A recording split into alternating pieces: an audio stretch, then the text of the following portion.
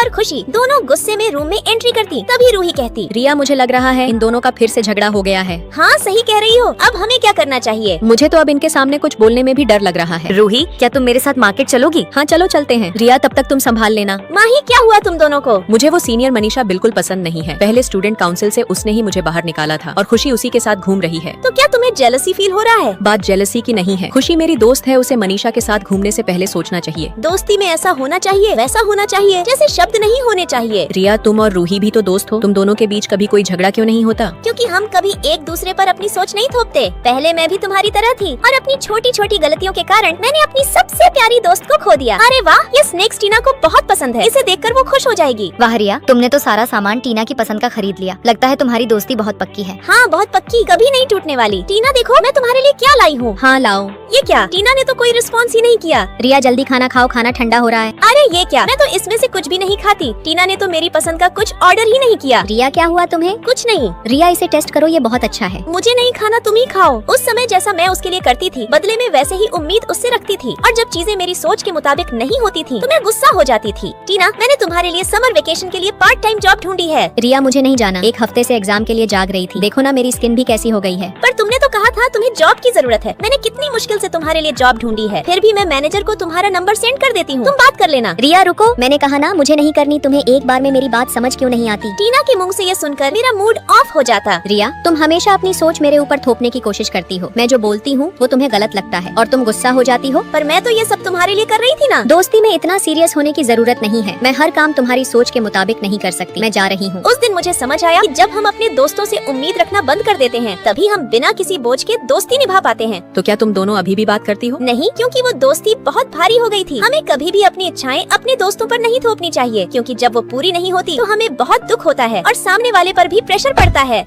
ये लो, मैं तुम्हारे लिए खाना लाई हूँ। थैंक यू खुशी, तुम मेरा कितना ख्याल रखती हो, मुझे माफ कर दो। ठीक है, ज्यादा मक्खन मत लगाओ, मैंने तुम्हें माफ कर दिया। थैंक यू खुशी, तुम ही मेरी बेस्ट फ्रेंड हो। अरे वाह रिया, हमारा आइडिया काम कर गया। सच्ची दोस्ती में ज्यादा उम्मीदें नहीं बल्कि भरोसा और समझ होनी चाहिए, तभी रिश्ते लंबे समय तक खूबसूरत और मजबूत बने रहते हैं। तो दोस्तों, वीडियो कैसी लगी? लाइक सब्सक्राइब करके कमेंट में जरूर बताना।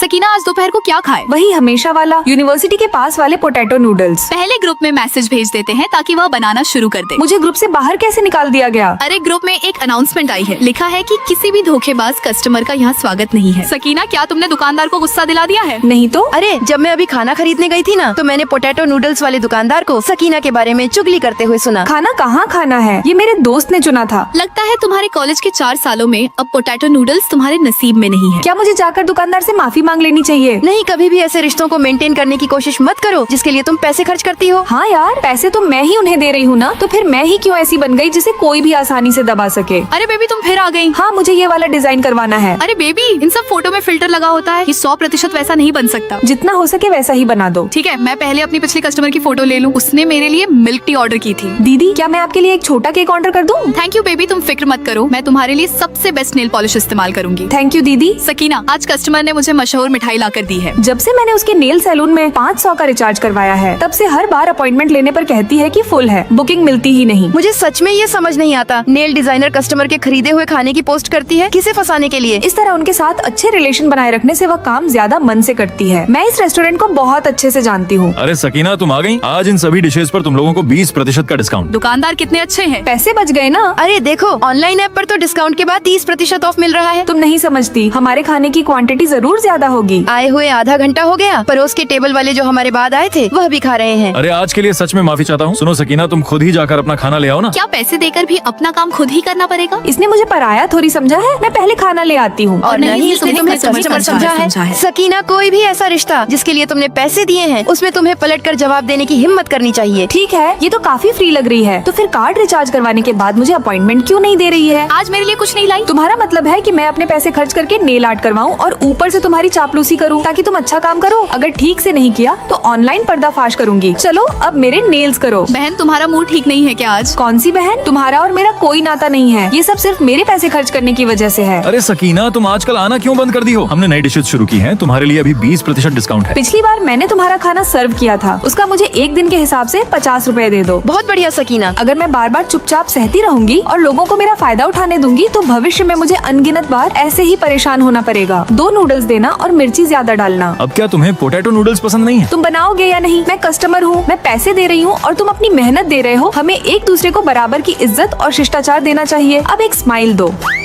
और अब आपके सामने आ रही है एक दबंग लड़की सकीना। कभी भी अपना दिमाग और मेहनत उन रिश्तों को चलाने में मत लगाओ जिनके लिए तुम पहले ही पैसे दे चुके हो। अपनी भावनाओं की इज्जत करो और अपने आप को कभी दबने मत दो। क्या होगा जब दो लड़कियों को एक ही लड़का पसंद आ जाए? ठीक है, सच सच बताते हैं, हम दोनों को एक ही लड़का पसंद है। तुम्हें कौन पसंद है? पहले तुम बताओ। अब तो तुम दोनों हार चुकी हो, साथ में बता दो। इमरान, क्या तुम्हें भी इमरान पसंद है? मुझे और मेरी सबसे अच्छी दोस्त को एक ही लड़के से प्यार हो गया था। मैं तो एक नॉर्मल लड़की हूँ और घर के हालात भी ठीक नहीं है और रोशनी से मेरी कोई तुलना नहीं। सकीना, क्लास के बाद मॉल चले, वहाँ का मिल्क शेक बहुत बढ़िया मिलता है। नहीं यार, मेरे पास पैसे नहीं है। सकीना, तुम्हें डिजाइन कंपटीशन में पुरस्कार मिला है। आओ सबको अपने डिजाइन के बारे में बताओ। रहने दीजिए मैम, बस किस्मत अच्छी थी। तो रोशनी, तुम आ जाओ। ठीक है मैम। वैसे भी मेरा और इमरान का कोई भी फ्यूचर नहीं है। सकीना, मैं तुम्हें चैलेंज देती हूँ। रोशनी, इसकी जरूरत नहीं है। मैं तुमसे कोई मुकाबला नहीं करना चाहती। मुझे तुम्हारी ये दया और एहसान नहीं चाहिए। हमारे ग्रुप में एक मेंबर की कमी है। इमरान, क्या तुम हमारे ग्रुप में आओगे? हाँ बिल्कुल, चलो हम सब मिलकर प्रेजेंटेशन तैयार करते हैं। प्रेजेंटेशन तो सकीना पहले ही बना चुकी है। मैं उसे अकेले ही मेहनत नहीं करने दूंगा। सकीना, हमें प्रेजेंटेशन पर काम शुरू करना है। ठीक है, तो आज रात डिनर पर चलते हैं। माफ करना, आज नहीं आ पाऊंगी। आज मुझे इमरान के साथ जाना है। बेचारी सकीना। ये सारा सामान ज्यादा से ज्यादा 10 रुपए का होगा। भैया सिर्फ 10 रुपए, थोड़ा तो बढ़ाओ। इतने से कुछ नहीं हो पाएगा। सकीना, रोशनी और इमरान, हम दोनों खाने पर जा रहे हैं, क्या तुम चलोगी? नहीं, मुझे अभी कुछ काम है। लगता है रोशनी सच में तुम्हें अपना ओपोनेंट मानती है। तुम दोनों में से किसी एक को अभी स्टेज पर आना है। मैम, सकीना जाएगी। प्रेजेंटेशन भी सकीना ने ही तैयार की है। अब क्या करूं? मैं कभी स्टेज पर नहीं गई। थैंक्स काजल। अगला ग्रुप सकीना। फिर मैं स्टेज पर जाकर अपना 100% देती हूँ और एक बढ़िया सा स्पीच देती हूँ। कमाल कर दिया सकीना, तुमने पहली बार स्टेज पर आकर इतना बढ़िया बोला। नहीं, ऐसी बात नहीं है। मैं बस अपने काम को अच्छे से जानती थी। रोशनी, मुझे तुमसे कुछ कहना है। और इमरान को भी तुमसे कुछ कहना है। सकीना, मैं तुम्हें पसंद करता हूँ। हॉस्टल आंटी के हाथ में एक पुरानी चोट थी, इसलिए सकीना हमेशा उनकी मदद करती थी। सकीना कितनी अच्छी और दयालु है, लेकिन सकीना इतनी घबराई हुई क्यों लग रही है? उसे बस थोड़ा सेल्फ कॉन्फिडेंस चाहिए। मुझे बहुत पहले से पता था कि तुम इमरान को पसंद करती हो। तुम्हारे अंदर इतनी खूबियाँ हैं, फिर भी तुम खुद को हमेशा कम समझती हो। तो क्या हम अभी भी अच्छे दोस्त रहेंगे? बिल्कुल, सच कहूँ तो असली डरपोक मैं ही थी। दोस्तों, पार्ट 2 देखने के लिए लाइक और सब्सक्राइब करके कमेंट करें।